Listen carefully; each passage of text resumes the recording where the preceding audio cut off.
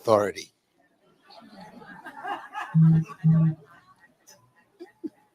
Number two, go and buy my book called The Power of Vision. Look at the last chapter. Number three, go and buy my book, Discovering Purpose. And look at chapter 4, 5, 6, and 7. Number 5, go and buy my book, Understanding Your Potential. All these books tell you how to find your destiny.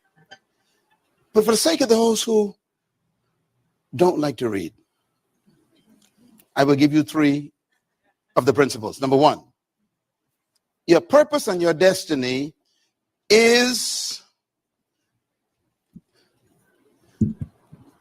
whatever makes you angry. That's your purpose and your destiny. Your anger is your purpose and your destiny. What do you mean, Dr. Monroe? Well, whatever makes you angry, you're supposed to fix. Everyone was born to solve a problem. Every time you see the problem, you become angry. No one else becomes angry, just you. That's a sign that that's your area of destiny. So go find your anger.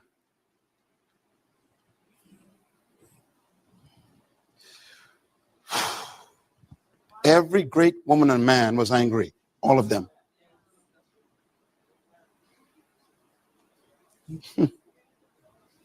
Hallelujah. Number 2, how do you find your destiny? What would you do for no paycheck? Let me say it another way. What would you do without compensation? What would you do if you never get paid to do it? That's your destiny. Because destiny doesn't work for money.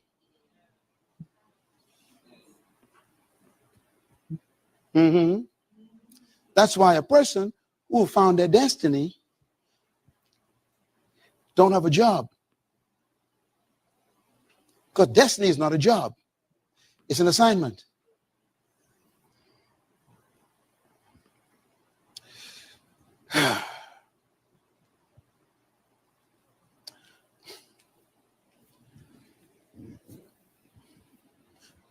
Bill Gates was talking to someone. They asked him, what is the key to your success? He said, I found something I love to do more than money. I love to invent things. It's my passion. And what I invent solves problems. Number 3, finally, what is your destiny? Your destiny is your passion.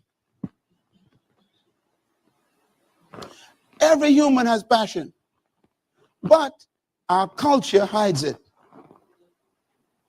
Our culture says, pursue a career for paychecks, not for passion. And so you live just to survive, not to make a difference.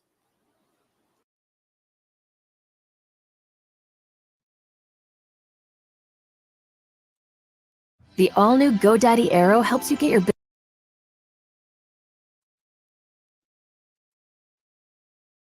Hello, folks. Hello, folks in Radio Land, wherever you are joining me today, wherever you are. Welcome. It's a beautiful day here in Studio Talk TV Media Network Sunday Gospel Hour, and also discussing issues for our healthy growth and living. Again, today is the month of August, as you all are already aware of. Today is the 4th of August.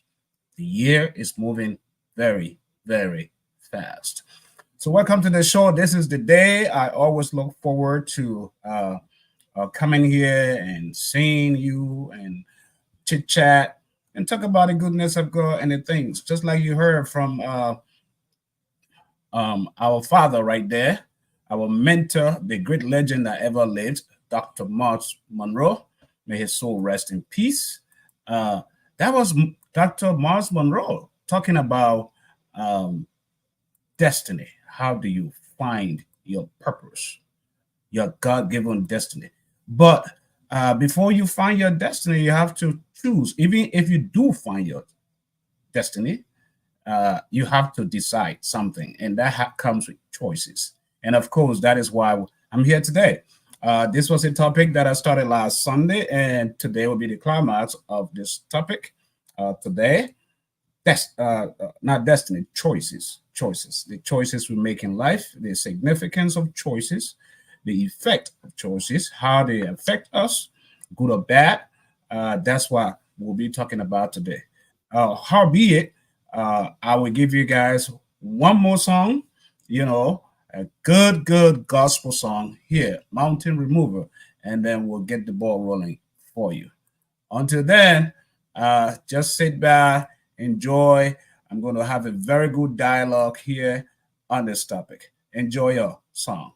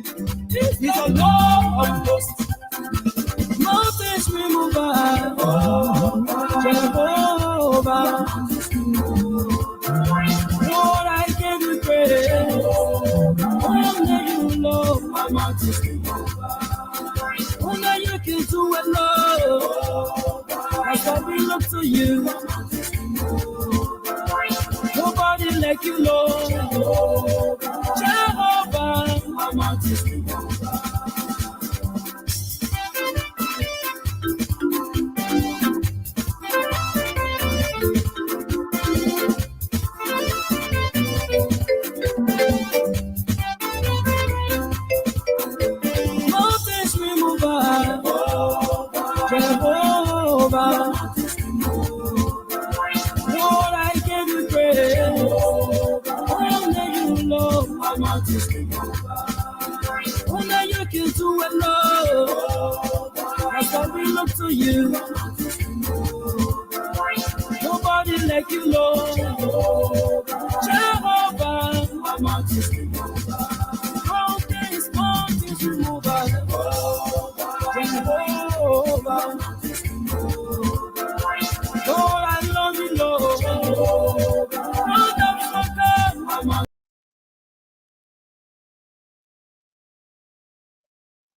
All right, all right. As you heard it out there, time is not in our favor. It is just a 1 hour show here every Sunday.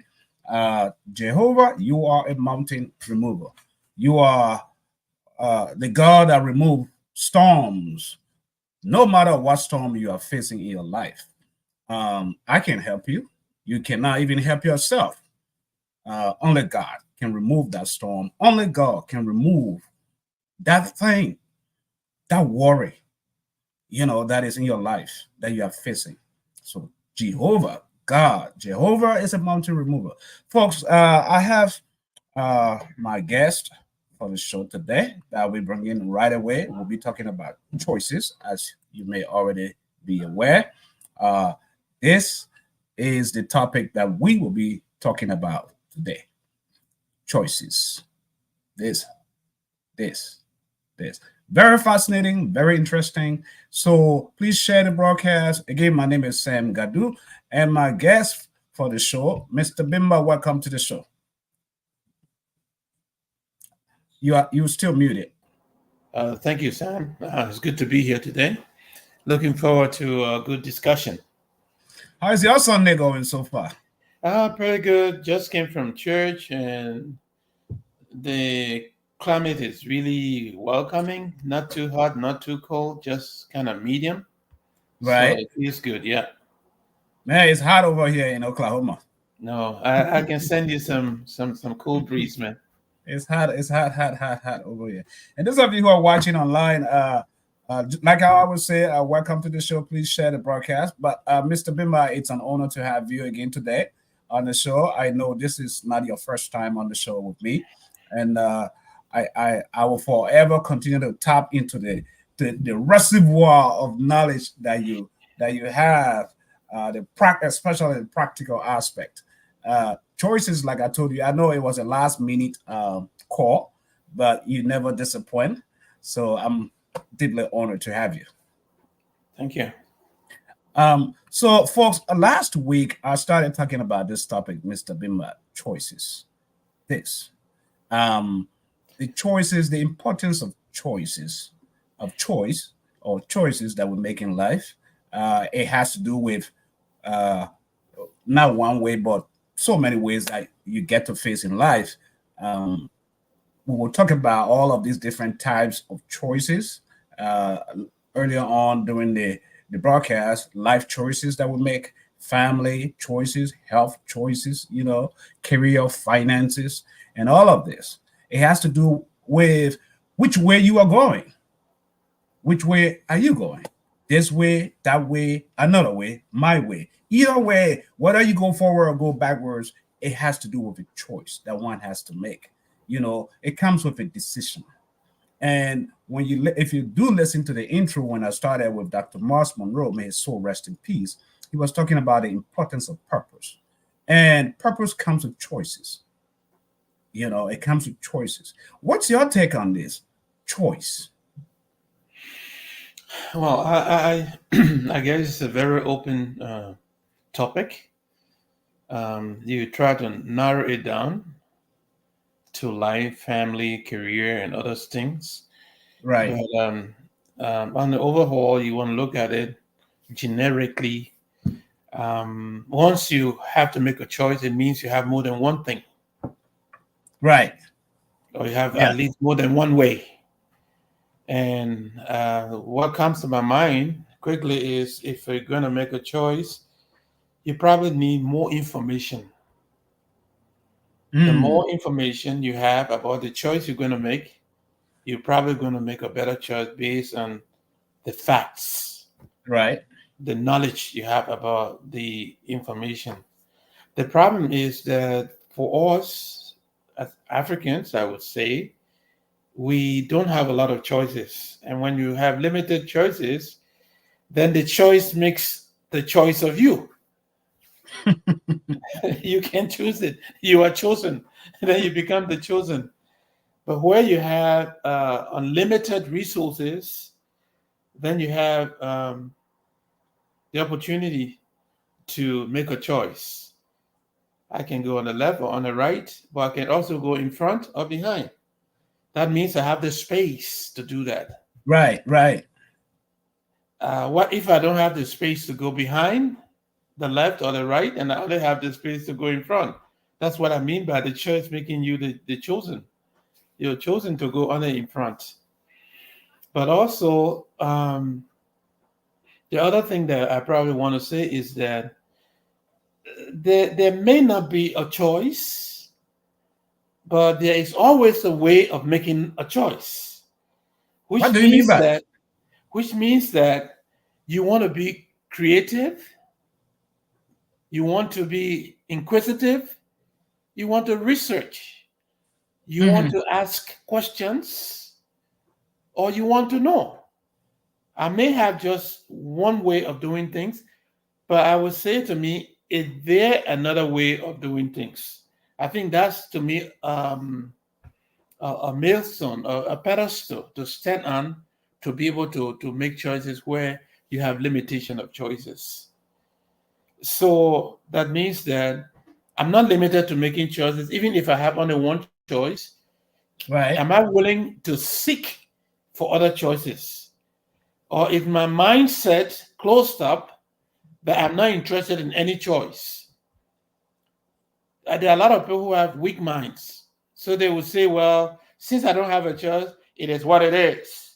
So I would do what I would do. Yeah, I've heard that so On many the times. other hand, others would say, well, I know that this is the only way, but there could be another way. And what if this is a person now who is going to start asking questions or doing research or thinking or even becoming creative? Since I couldn't go in front, I couldn't go on the left, I couldn't go on the right, I couldn't go behind, can I go up? Or can I dig my way in?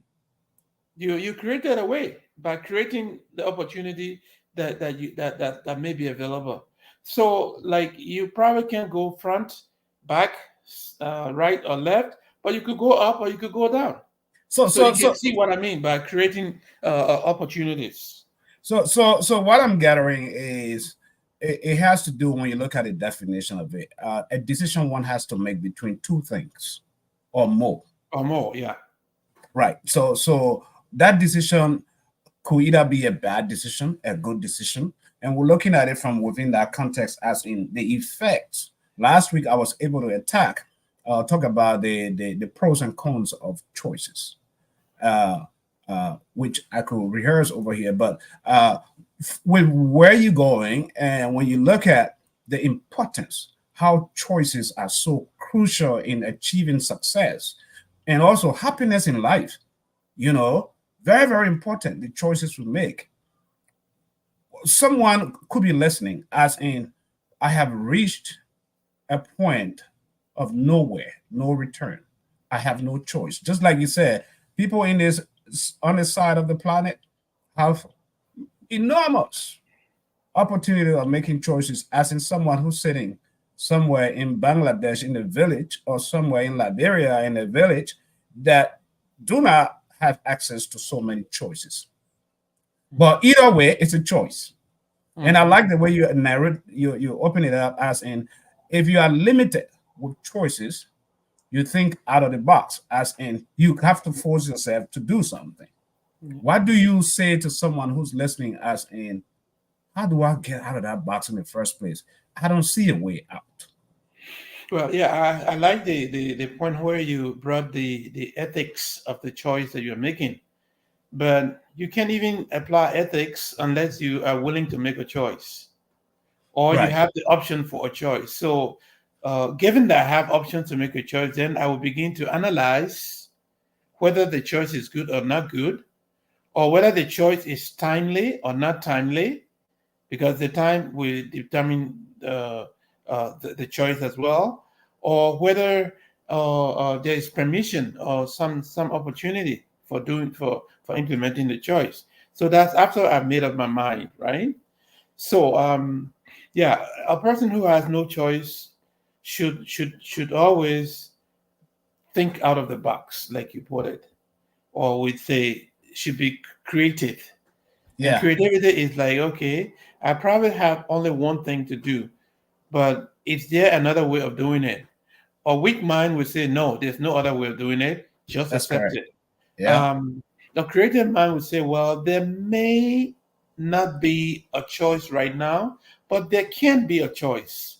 And therefore, I'm going to talk to Ms. Ngadu about what I'm thinking. Or I'm going to talk to XYZ to tell me what I could do. What if you were in my situation? What would you do? Or you want to speak to books and say, well, I'm making a choice about, say, marriage. What books can I find on marriage? Or what if you're a Christian? What does the Bible say about marriage? At that point, you're beginning to gather information. You're going to accumulate knowledge, and the knowledge will begin to expose you to the opportunities that you have or you don't have, and also to help you evaluate the opportunities that you have. Like the Bible says, there is a way that seemeth right to man, but the end thereof is death. So there could be opportunities that may seem right, but the effect of them is not good.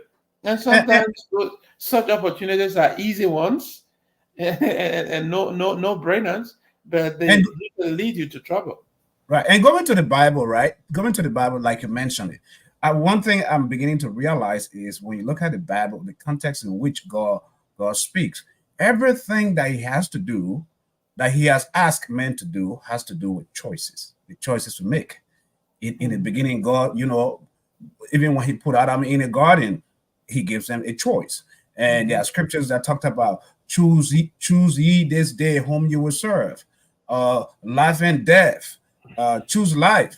And I was talking about that the other day, asking the beautiful thing about God is when he gives you a choice, a reason to choose between two things, he almost gave you the right thing, show you what to pick from the scriptures, but it's left with us to decide. After he shows you, it's like a teacher who is giving a student's test and say, this is the right answer, A is the right answer, but I will leave you alone to choose, to decide whether B or A, you decide. But there are consequences that comes with that, those choices, those decisions we make.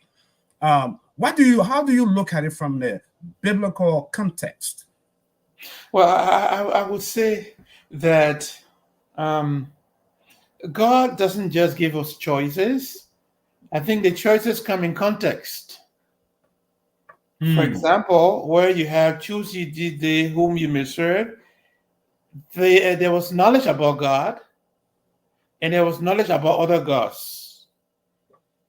Because the whom you may serve is indicative that there is other choice. Choose ye this day whom you may serve. And then the other context here is that the people to whom this question is exposed to have the choice of being the people of God. And they also have the choice of knowing the other gods that were around them. So they know that the God that they serve was one, the living God. So that's one fact. They also know that the God they serve, if obeyed, will bring blessings. Right. As opposed to the other gods who you have to work for and do for and don't even speak to you, who have ears but can't hear and have eyes cannot see. So the choice is brought within that context. Choose ye this day. Then there's also the history of how they got to this point where they asked this question. Their God had brought them from Egypt. The God had crossed them the Red Sea. Their fathers told them of the things that happened. They were produced the manna. They were produced water in the desert. And you're asked to choose ye this day whom you may serve. So there is a context of the relationship between them and God. to say, well, you probably may be struggling as to how you make a choice, but remember what I've done for you. Are you going to choose God, or are you going to choose the created gods or the creator God? But what I'm trying to think between the lines, as in, what is God trying to do? Well, he's all powerful, all knowing. He could easily just say, he could easily just give us one choice, as in, don't give us the freedom to choose life and death, or choose this and this. He already knows what's good for us, right? So I'm trying to figure out, why can't he just say, this is the right thing for you? Go this way. This is the only path I have for you. Why you had to? Isn't God helping us to fall in some of these problems that we are falling into? You know, I wouldn't say that. I wouldn't say that. I'm just thinking. Let's go back to your point of purpose. Right. The purpose for creation is not just to exist as a machine, but the primary purpose of God is to have a relationship with us. Mm-hmm. And therefore, he created us in his image, like him. In other words, there are similarities in us that align with who God is. And one of the big things also we have to remember is that right. he gave us the willpower to choose. Now, what if you were going to marry everybody in the world, whether they like you or not, and you get married to them? Would you have a relationship? I don't think that would be a relationship. So you want to espouse to a girl or to a woman that you want to get married to and say, I want a relationship with you. Imagine the joy that you have if they say, yes, I want a relationship with you. It becomes a person to person. So God has a personality. Therefore, he wants a relationship with us.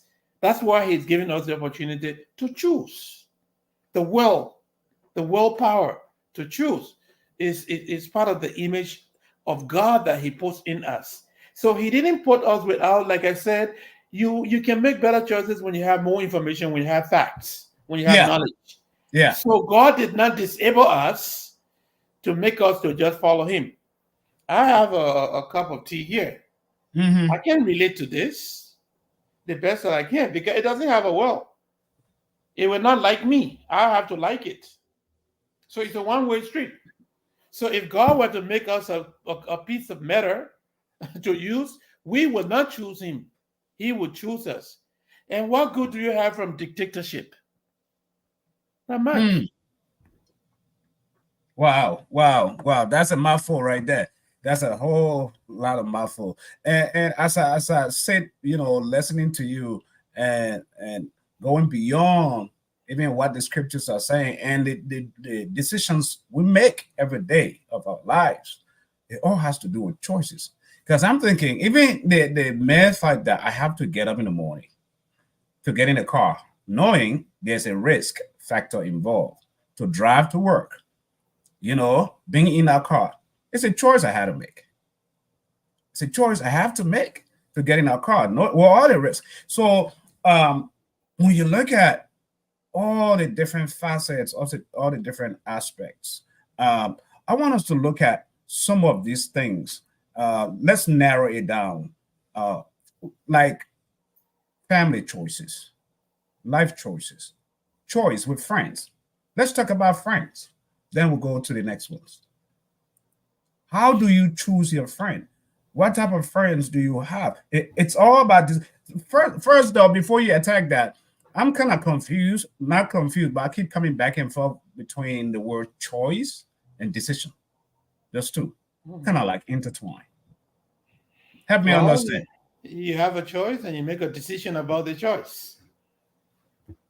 One way to put it. But anyway, looking at friends. So how do you choose good friends? How do you choose good friends?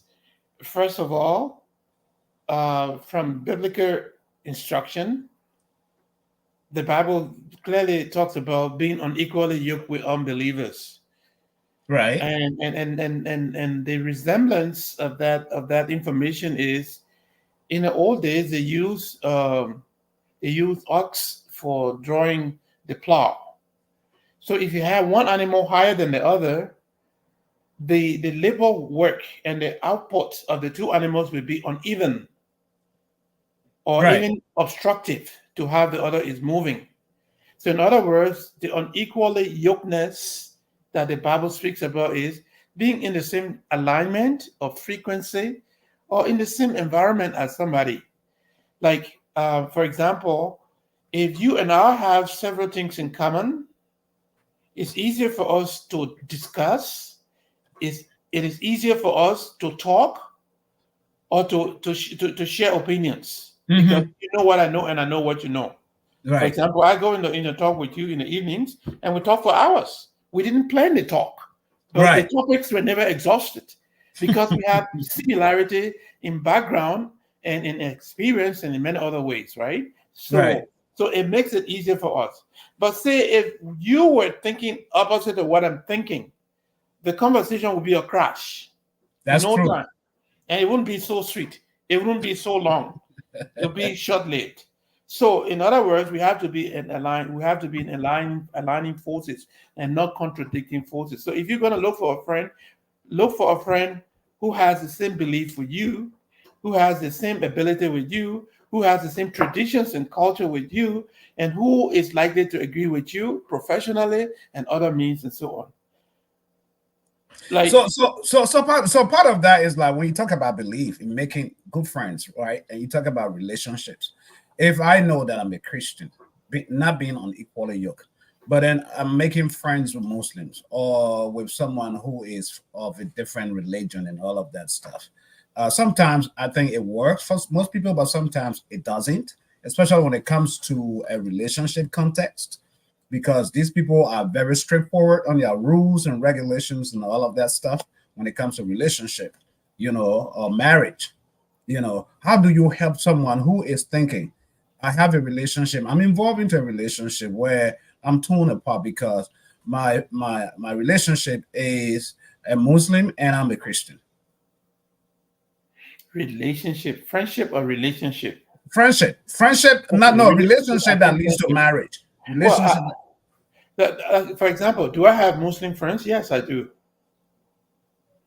And why do I have the Muslim friends?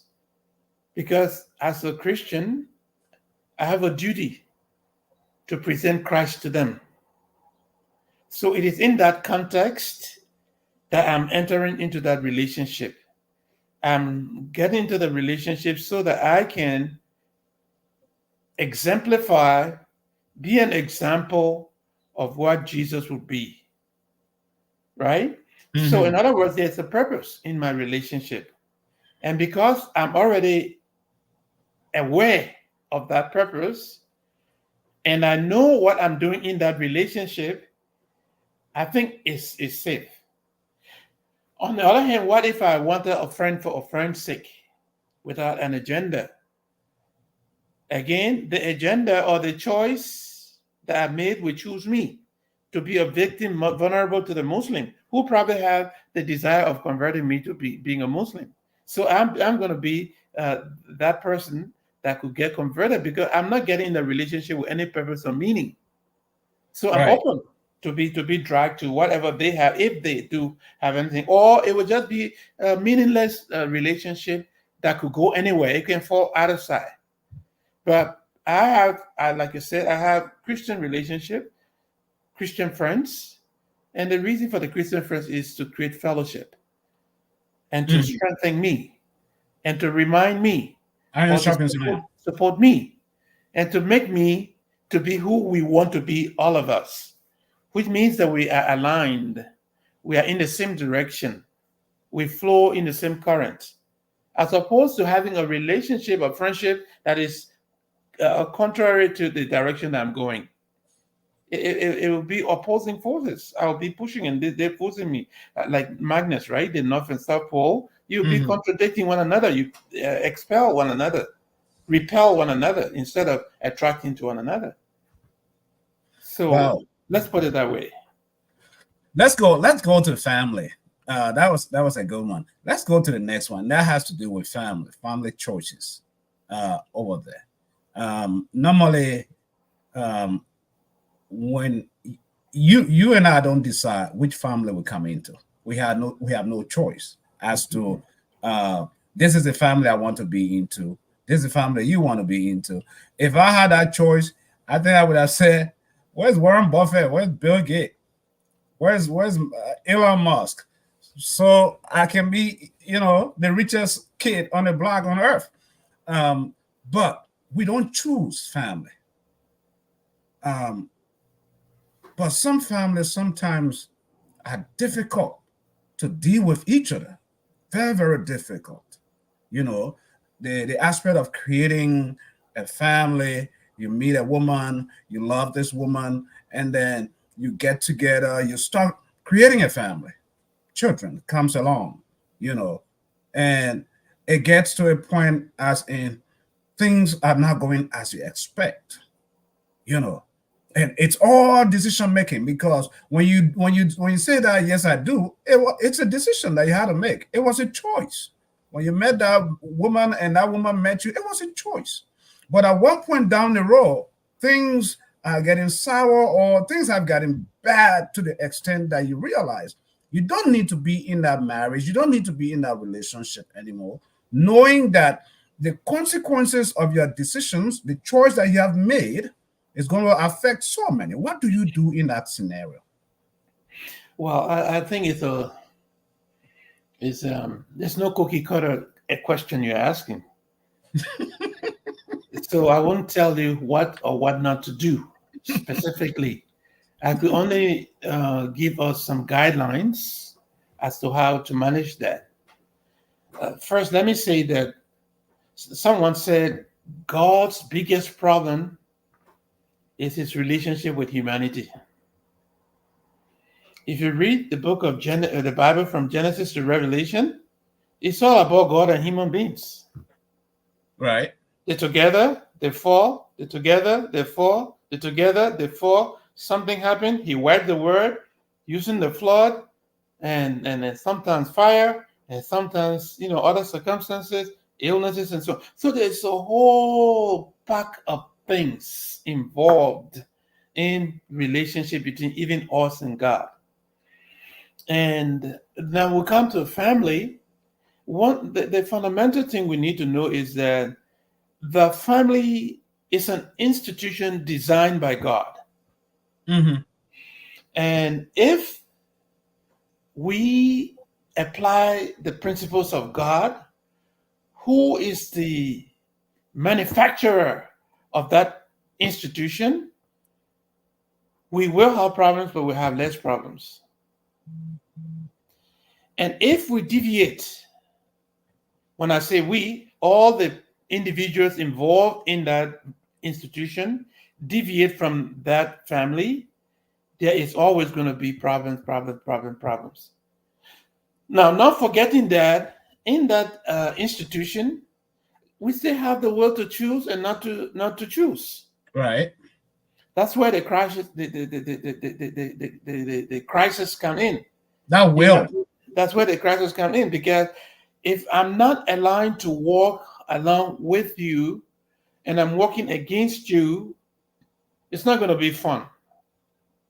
Imagine when you were in a honeymoon period, when you all agree to marry, when you all agree to start a family, when you all agree to be together, when you all agree on everything, it's like there was no contradiction.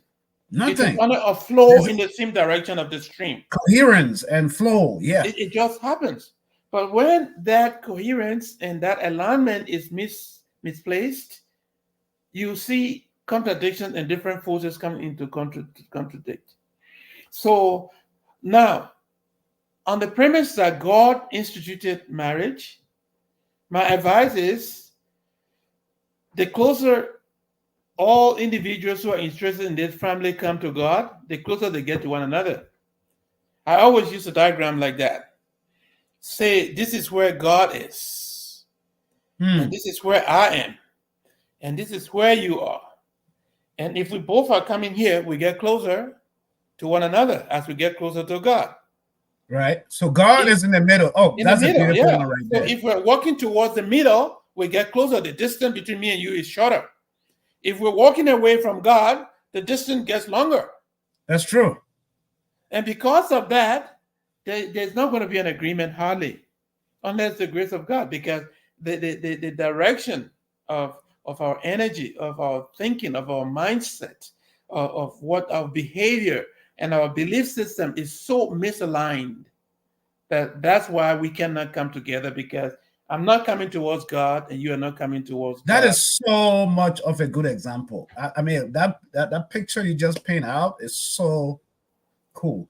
That, you know, God is in the middle, and both people, I am moving towards God, you moving towards God. The more we move towards God, the closer we get together, the better we become. Obviously, the better our family become everything. That's why there's a saying, Wow. the family that prays together stays together. Well, it also means the family that is coming towards God. You see, here's another problem, right? Mhm. We seek one another in a relationship of marriage, and people coming with hidden agendas Expectations. that you didn't even know. And they probably didn't even know themselves. But at some point, they feel liberated, or they see the opportunity to bring their agenda. And that's where the misalignment is going to start. Then you don't want to eat the same type of food that you used to eat anymore. But you used to eat. And you never had a problem with the type of food I used to eat. It was you never had an it. issue. Because But the because the alignment and the direction was there. But yeah. when it's going that way, even the food, you almost reach your point where you're enemies in the same bed. But don't you think too that the friends that we have, normally I tell my children that you should be the one to choose your friends, and not your friends to choose you. Because if you let your friends choose you, they will control you. But choose the right friends that are best for you, to make you better, to sharpen you better. So is it because that maybe at a certain point in that marriage or in that lifestyle, the environment has its own role? The friends that you bring around you, they have their own impact into now this relationship that is drawing you away from God instead of bringing you closer to God. Well, you said that so well already. Like, as long as, say, for example, I think the Bible talks about us running the race and us carrying extra baggage in the race. I may want to come to this center where God is, but in coming there, I could pick up a baggage, which is the wrong type of friend, who is going to discourage my speed and my drive towards God. And while you are coming faster, it means that you're going to get closer to God before me. But because I have taken baggages in friendship and decisions and actions that I'm involved in, that's going to affect the relationship that we have, because we're not on the same speed or direction towards the central goal, the core interest that we both should have. So I mean, it's convoluted. That's why I'm saying that this cannot be a cookie cutter answer where all the cookie cutter fits every where all the chips will just fall one time. But it's all difficult. It's very, very difficult. Relationship are God's greatest problem. But I think you answered it the right way, though. I like the answer you gave, which has to do with that picture, because God has to be in the center. The same God that was there, the same God that was there from the beginning, when everything was rosy, when everything was beautiful, when everything you never saw. Oh, you step on my toe. You never saw. I can't believe you said that to me. You never saw that, because God was there. Everything was fine, the provisions. But now, as you drew apart away from God, then the problems, you know, and the way the enemy magnifies those problems now. And it's very crucial at that stage, the kind of friends that you hung around, because they are there to just reinforce. Oh, I won't do that if I were you. I can't believe she did that to you. I can't believe, did he say that to you? When you're hearing these things, the negative, you know, the negatives, they will eventually take complete control. And this has to do with choices and the decisions we make within that. Those choices are very crucial from my perspective, you know. But time is going fast. I want us to take a quick break. Let's give our listeners a quick song here. Very, very quick. Let me bring that song on the stage, and then we will come back and wrap up, folks. Just bear with us. Where are you? Oh yeah.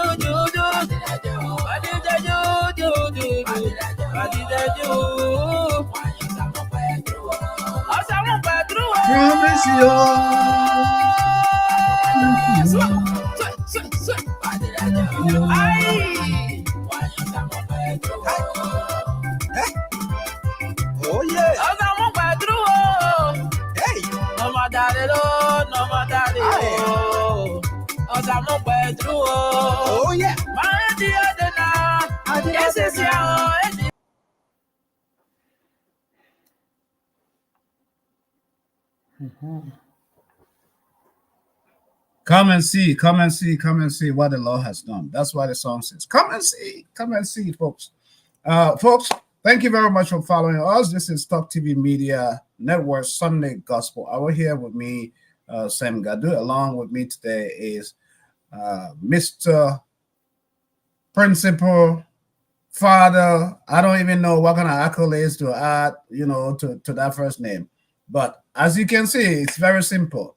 Brother Nabimba joining me on the show today. Thank you. We have a few minutes left for the show. I know it will be very hard for us to exhaust this topic because from what I'm looking at, we only spoke about probably two things: friends, family, and what about health? Can we attack health and maybe leave the rest for next week? The choices we make when it comes to health, the importance of health, the decision we make. Take it from me. Can we? Yeah. I wanted to say one or two things before we move to health. In regards to family, right? I want to leave this with us. Well, let's leave health for next week and just close on family. Yeah, let's close on family. I want to leave this with us. One of the key components that keeps family together is good communication. Good communication. You see, before families break apart, communication will be the first that breaks apart. Right. When communication fails, the opportunity for a lot of misunderstanding we become ripe. So communication is key. And then the other thing that I want to say quickly, because of time, is people forget what they say when they make vows. And Wow. one of those things that people forget when they say, or they don't even listen to themselves when they make vows, is for better, for worst. For better, for worst. It's like you're making a contract, leaving no exit. Is it forgetting though, or we just don't take it lightly We or don't take it serious like seriously. like it was? We don't take it seriously. We don't even hear it because of that radiance and beauty and glow of love, of getting a partner. We're not listening. And that's where I think good counseling, pre-marriage counseling and post-marriage counseling is helpful for young people, right? Because it's like they're infatuated. For most part, they don't even know love. It's more of infatuation, feelings that they're going in. So to get to know what you're saying and what you're agreeing to, if you really know, you probably want to step back. You want to renege It's not, that contract. it's not an easy decision to just Imagine you're making a contract before you and the other person and God. In the middle of that agreement, you are saying, for better or worse, I'm going to be there with you.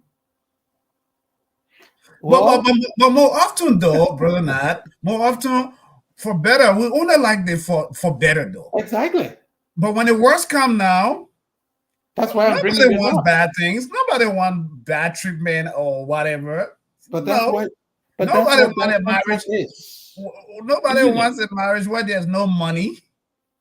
But that's what that means. Did you understand that when you were putting yourself into that contract, that included bad health, it included no money, it included certain behavior that you don't like, it included having children that are going to give both of you trouble, it included every other thing, for better, for worse. So I think whoever coined that statement consider all of these aspects. It's not always going to be rosy, rosy, rosy. Then it's not real. Real life is going to produce certain negative things that will challenge that relationship. That's why the pastor or the priest is asking you for better or for worse.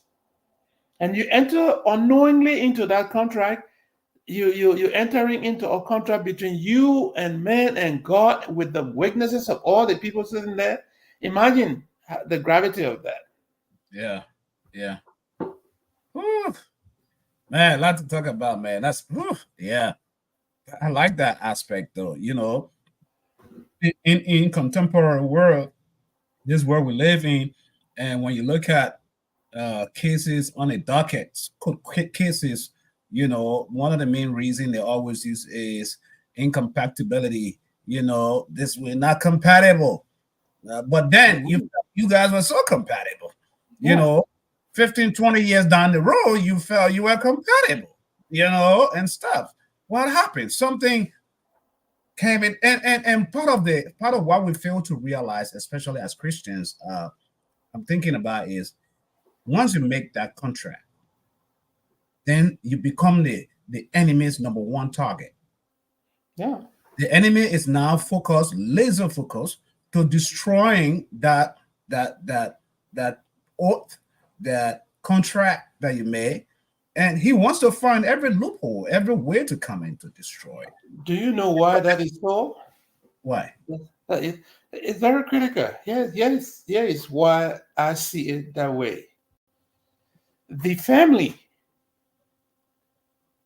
is targeted by the devil because God made a contract with families to bring redemption and salvation to the world and fellowship to the world. How is that so? Who were the first people in the garden? It was the family that God chose, Adam and Eve. Right. Abraham and his wife, Mary and Joseph, and so forth and so forth and so forth and so forth. So whatever God is doing, because he has given us the right of having dominion and control over the earth, Whatever God is going to do on earth, he's contracting the family, not the government, not the United Nations, not the Army of America, but it's the family that God is contracting to do what he wants to do on earth. So you want to destabilize any country, destroy the family, and you see you don't have a nation anymore. There where I was about to point out. So my understanding as you continue to talk about that, once the devil, the enemy, is able to cripple the family, he cripples every institution, he cripples the government, organizations, he cripples the church, and destabilize society. Well, do you have a church without family? No. There's nothing you're going to have to work here on earth without the family. It's family, family, family. So no wonder why all the new agenda and new ideas are targeting towards the family. Redefine the family. The day they do that, there's trouble. The enemy is looking at the family because God's great government, grand government, has contracted the family as we know it in the Bible. The family where there's procreation, continuity. When that family is undermined, everything else is going to cease. Yeah, that's a mouthful right there. But as I always say, time is our biggest enemy here on the Sunday broadcast show. I'm more on, like I always say, Liberian people say, "Ahoy for you, Papa, you got to come back." Yeah, to finish this is very important. What's your last word you want to leave with our viewers? Well, I want to say to all of us that none of us immune to not having challenges, tests, and trials in all our relationships, including family, career, and so on. There are always going to be trials and temptations, but we never know how big our God is if we didn't have troubles and if we didn't have problems. So I will point us to run to God whenever these relationships or these choices have to be made. Like I told somebody this week, I don't know what to choose. Well, if you don't know what to choose, seek wisdom. Talk to him. Talk to somebody. Pray about it. Ask questions. Seek knowledge. And you'll be able to find a way out of it and so on. It's not as easy as I'm saying it, but it's possible. That the God who set relationship between us and him, the vertical relationship, has control over the horizontal relationships that we have with other people. So we can trust God. We cannot do it on our own. Nobody is perfect. Nobody is a good relationship expert. I have yet to see one. Like you said earlier, you would have chosen to be a Bill Gates' son. You know what the Bill Gates' son goes through? You probably don't like it. You'd rather choose your old man Garu to go to the farm than to be where you catch your little frog and you're eating, you're happy, and there's no harassment. I'm telling you, man. You have no time to see your dad. You need an appointment to go see your dad because he's too busy. Okay. Folks, there you have it. There you have it. You know, on the show, every good thing must come to an end. So those of you who joined us today online, thank you very much for joining us. We'll be here next week, Sunday, every Sunday at 2 p.m. Central Standard Time. That is 7 p.m. Liberian time. So save it on your calendars. This is where we bring you the gospel hour, where we get into the word, the social aspect, entertain you with good gospel music, every Sunday, just to chit chat, sometimes to discuss those things that pastors are not discussing on the pulpit. We love it. We love to have you here every Sunday. As you go through this week, I know some of you, most of you, if not, will be making a lot of decisions, a lot of choices, all of us. So my prayer to you is that you make the right ones for you and what benefits you and wherever God is leading you with life. So I leave you with this one song. Thank you very much. It says, Jesus is sweet. Jesus is sweet, and it's in Kisi.